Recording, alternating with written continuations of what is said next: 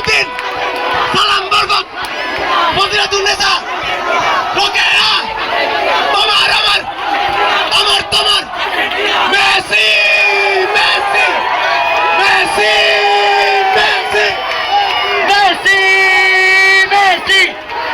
Messi, Messi, Messi, Messi. Argentina কাঁপিয়ে যাবে,